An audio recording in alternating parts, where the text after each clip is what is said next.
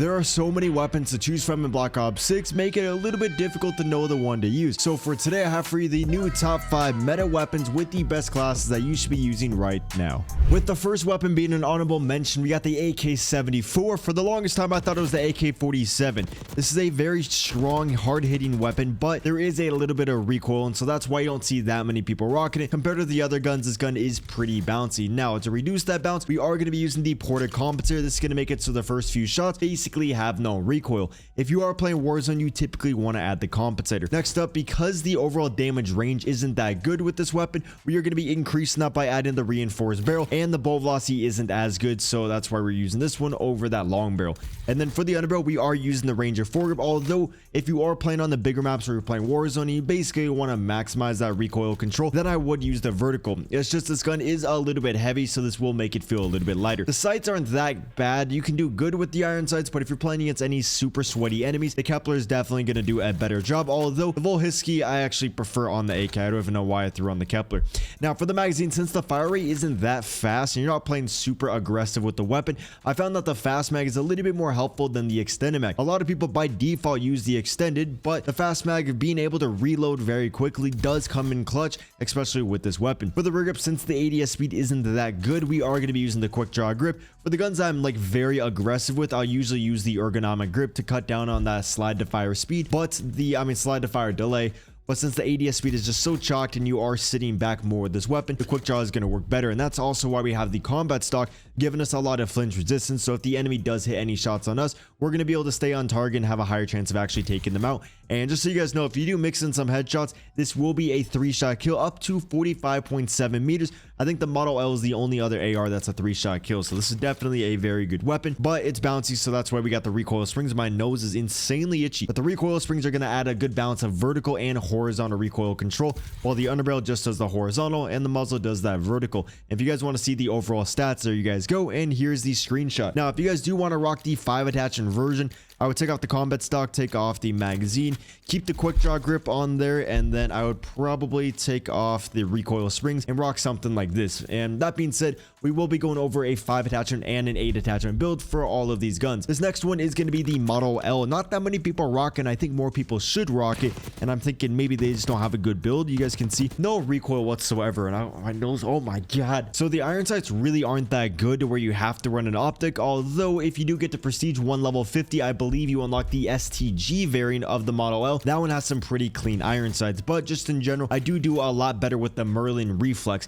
If you rock something like the Kepler microflex, you guys are going to see that you see the front iron sight in the sight, and it just kind of messes me up anyways. So I'm going to be using the Merlin, which actually removes that. So this is a very clutch sight on this gun. For the muzzle, again, we are using the ported compensator. This gun is pretty bouncy, so that's why you can't really get away with the suppressor unless you're on the smaller maps. This will make it a little bit easier to streak up since the enemies don't know where you're at. For the barrel, we are using that reinforced barrel to increase that damage range in the bolt velocity. We need to add this to be able to bring that up, since the rapid fire is bringing that down by a lot. Lowers the recoil control as well, and so the gun is a lot weaker, but the fire rate is being increased to about 9% more, making the weapon a little bit more forgiving since the fire rate isn't that fast. For the next attachment, again, if you want to maximize recoil control, use the vertical foregrip, but you should be perfectly fine with that Ranger.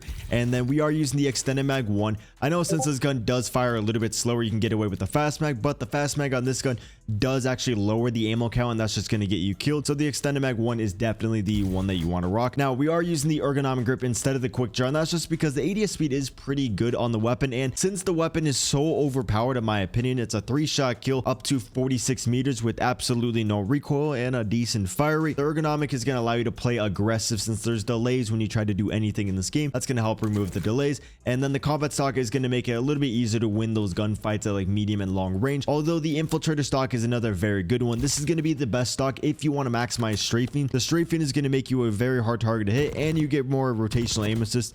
And so, well, just in general, whenever you strafe, you get the rotational aim assist, and this just makes it a little bit easier to strafe. And so definitely try out the infiltrator stock if you're on those smaller maps. For me though, usually I like that combat stock. If you guys want the screenshot, there you guys go. Now for the 5 attachment build, we are not going to be adding the rapid fire. We're not going to use a barrel. We're going to add the suppressor, and then we are going to take off the combat stock. And now we have a little bit of a slower killing gun, but it's still going to have no recoil, and you are going to be off the radar. Again, if you want the recoil control, feel free to add that porta compensator. Now, for the next gun on this list, this is going to be the SAUG. The SAUG is a very good SMG. It actually just got banned from rank play. This build has basically no recoil, and we are using the 5 attachment build right here. It's super underrated. I don't see that many people rocking it. Now, for the muzzle, keep yourself off the radar. We do have the suppressor, making it a little bit easier to build up those streaks, and then you can get higher streaks and maybe drop a tactical nuke. And then for the barrel, we are using the long barrel. A lot of the time, if the bolt velocity is like past 500 meters per second, you don't really need to increase that velocity. Some guns that you're rocking the rapid fire, that lowers the bolt velocity, so that's why we're using the reinforced on those builds. For this one, since we're not rocking rapid fire, long barrel is going to be good. And then there's not that much recoil. There was a lot, but then in the recent update, they did remove a lot of that visual recoil, so now we can get away with the Ranger foregrip, adding a lot of horizontal recoil control and allowing us to move around the map faster. It does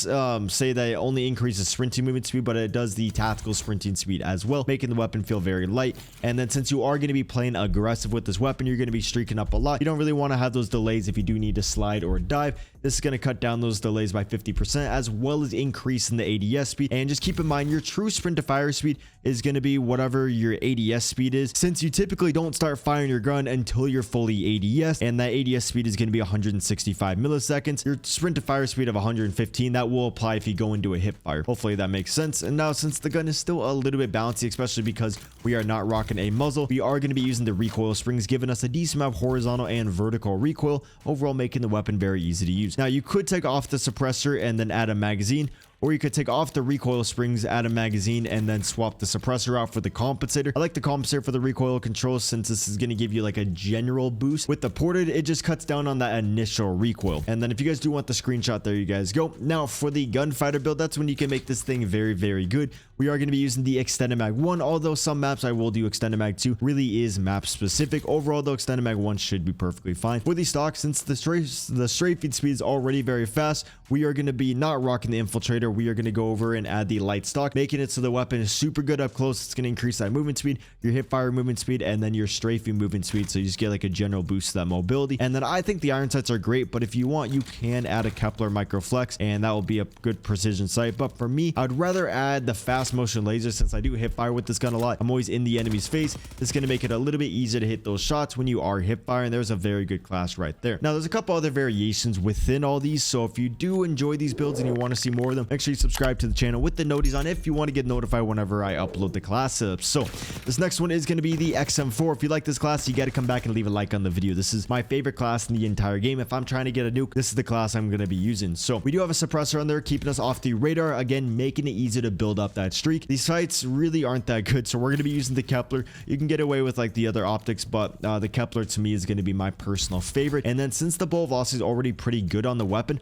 honestly, the damage range is already pretty good, but I just want to make sure no matter the engagement I'm in, I'm going to be doing like max damage. So the long barrel is what I really like. But if I'm on the very tiny maps, I'll use the short barrel. And this barrel is so underrated. This is going to increase that jumping ADS speed, since in this game, when you do jump ADS, there's a delay, and then if you try to jump fire, there's a delay. This is going to cut down on those, making you feel so much more mobile. So again, on the small maps, rock the short barrel. If you're on like the bigger maps, then rock the long barrel. And then for the magazine, we are using the extended mag 1 just to make it so we don't really have to worry about reloading that much. But you could take this off and then maybe add a stock or whatever you want. For the rear grip, we are using the ergonomic grip. I was going to do quick draw, but the ergonomic is helpful because of how much mobility this gun has. You can kind of use it like an SMG. If your AR is more stiff, then you typically want to sit back. This one's very fluid, so we can use the ergonomic to its full advantage. This is going to be my favorite 5 attachment XM4. Remember, on the smaller maps, you probably want to use the short barrel. For the gunfighter build now, since there's not that much recoil, we are going to be adding the Ranger, so we can get the balance of that sprinting movement speed as well as just horizontal recoil control. For the stock, we are going to be using the balanced stock just because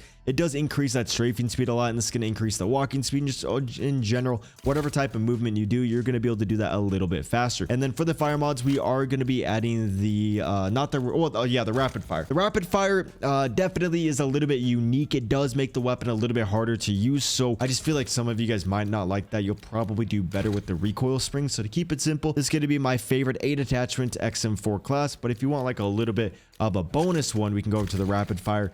and then you add the reinforced barrel. If you can't hit your shots, you can just add the ported. This is another really good one. It's very hard for me only to show you guys one build for each gun, just because there's so many, you know, different ones that are good on certain maps and certain engagements, and like depending on the enemy skill. But one weapon that is good no matter the map, no matter the enemy skill, and that actually was so good it completely took over rank play, is going to be the KRIG C. This is a hard hitting weapon with absolutely no recoil. They did nerf it and they added a lot more recoil to the weapon, but you guys can see there really isn't that much recoil on the gun, and that is just because we are using the Ranger foregrip. This is going to increase that recoil control by about, I think, like not 32%, but I think about like 20%. So that is going to help out the weapon a bunch, and then help out with that vertical. My nose is still itchy. You want to use the porta compensator. This is just going to give you that gun kick control and that vertical recoil control, as you can see right there. And then there still is a little bit of recoil in the gun, so we're using the recoil springs to get even more control. I wasn't going to add the recoil springs, but because we get the double arrow, that means we get a lot of control. That means it's like super worthwhile